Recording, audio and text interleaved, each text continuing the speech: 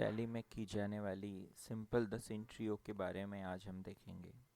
यहाँ आप देख रहे हैं कि वर्ड में मैंने एक फ़ाइल यहाँ तैयार की है जिसमें आप देख रहे हैं कि परचेस से लेकर कुछ और ट्रांजैक्शंस दिखाई दे रहे हैं।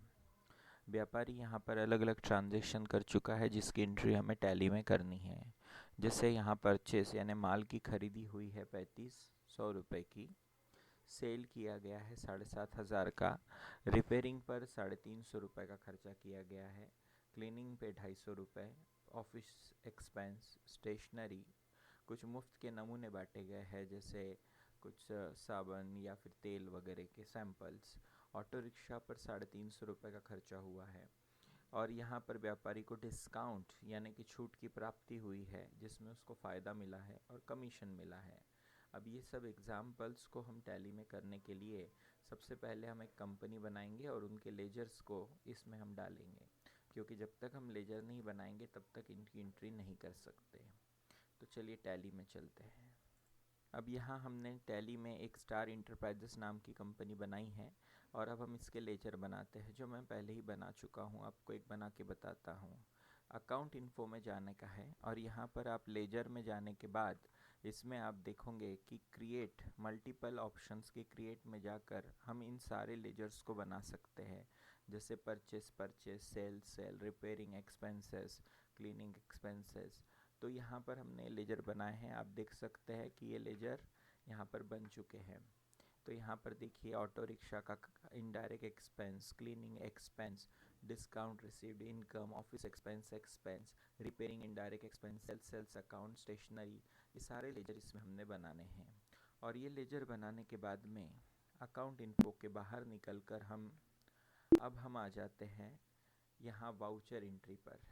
वाउचर एंट्री में काम करते समय हमें एक बात समझनी होगी कि जब हम कोई वाउचर इंटर करते हैं तो उनके टैली में अलग अलग बटन्स होते हैं और इन बटनों के ज़रिए हम यहाँ काम कर सकते हैं। आप देख रहे हैं यहाँ पर काफ़ी बटन दिखाई दे रहे हैं, जैसे यहाँ F4 कॉन्ट्रा यानी बैंकों की एंट्री का बटन दिया हुआ है, पेमेंट जब हमको कोई खर्च करना हो, रिसिप्ट जब हमें कुछ पैसों की प्राप्ति होती हो, जनरल एक्सपेंसेस, सेल्स यानी कि उधारी क्रेडिट में बेचे जाने वाले माल को, परचेस यानी उधारी में खरीदी करने वाले इसको।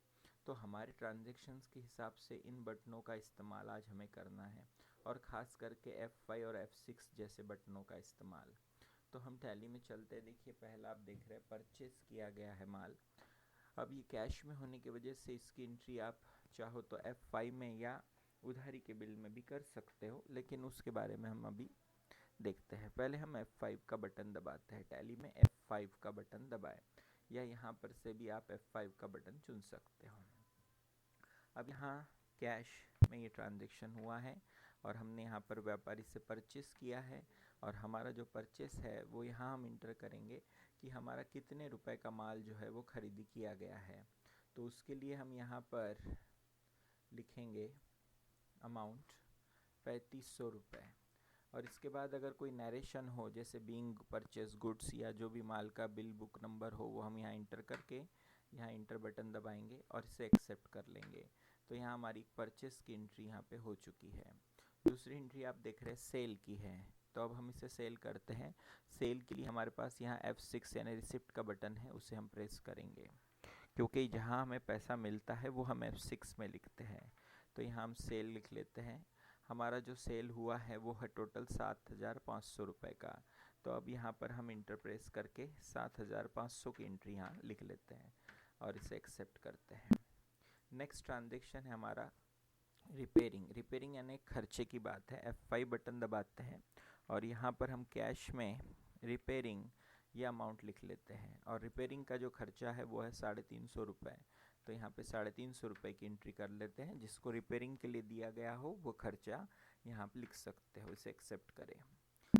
नेक्स्ट खर्चा आप देख रहे हैं इसके अंदर है क्लीनिंग पर 250 रुपये का खर्चा किया गया है। तो अब यहाँ पर वापस हम F5 दबाते हैं। कैश में यहाँ पर हम क्लीनिंग इस तरह की एंट्री करते हैं और क्लीनिंग पर हमारा जो खर्चा हुआ है वो है टोटल 250 रुपये। तो हम यहाँ पे 250 रुपये लिख सकते हैं। एक बात याद रखिए, अगर एक दिन के ही खर्चे हो जो आप एक साथ लिखना चाहते हो तभी आप एक साथ खर्चे लिख सकते हो, पर अगर अलग अलग दिन के खर्चे हो तो उसकी एंट्री भी अलग अलग ही करनी होंगी, एक साथ नहीं करें। तो यहाँ पे हम कर सकते हैं, जैसे आप देख रहे हो ऑफिस एक्सपेंस खर्चा है, स्टेशनरी खर्चा है, फ्री सैंपल खर्चा है, ऑटो रिक्शा खर्चा है, ये एक ही दिन का हुआ है तो आप यहाँ पर कर सकते हो। जैसे ऑटो रिक्शा का खर्चा यहाँ पे हम लिखा, ऑटो रिक्शा का खर्चा है 350 रुपये, तो हमने 350 रुपये की एंट्री की। नेक्स्ट खर्चा आप देख रहे हैं स्टेशनरी है, तो हम यहाँ पे स्टेशनरी लिखेंगे। स्टेशनरी पर हमारा कुल यहाँ पर अभी 50 रुपये खर्चा हुआ है, 50 रुपये की एंट्री करेंगे। नेक्स्ट खर्चा हमारे पास यहाँ दिखाई दे रहा है ऑफिस एक्सपेंस, तो हम ऑफिस एक्सपेंस के खाते में भी यहाँ पर लिखेंगे ऑफिस एक्सपेंस का कुल 150 रुपये खर्चा है, यहाँ हम 150 रुपये इंटर करेंगे। इसके बाद में है क्लीनिंग, तो हमने यहाँ पे क्लीनिंग का तो लिखा है। इस तरह से हमने यहाँ पे सारे खर्चों की जो है वो एंट्री की। टोटल अभी 800 रुपये का इकट्ठा एंट्री हमने की।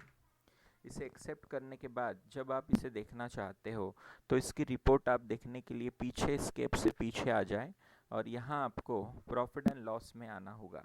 प्रॉफिट एंड लॉस में आने के बाद यहाँ पर अल्टर F1 या डिटेल्ड इस बटन पे दबाएं, तो आपके पास यहाँ दो कॉलम्स आ गए हैं, एक पर्टिकुलर यहाँ पर जो खर्चों के बारे में है और ये सेल के बारे में। यहाँ सारे सब सेल यानी खर्चे के बारे में दिखाई दे रहे हैं। परचेस 3500 रुपये, सेल 7500 रुपये, इसमें से हमें 4000 रुपये मिले, जिसमें हमारे ऑटो रिक्शा, क्लीनिंग, साफ़ सफाई पर कुल 1150 खर्चा हुए और इस तरह से उस दिन का नेट प्रॉफिट बचा 2850 रुपये। Thank you.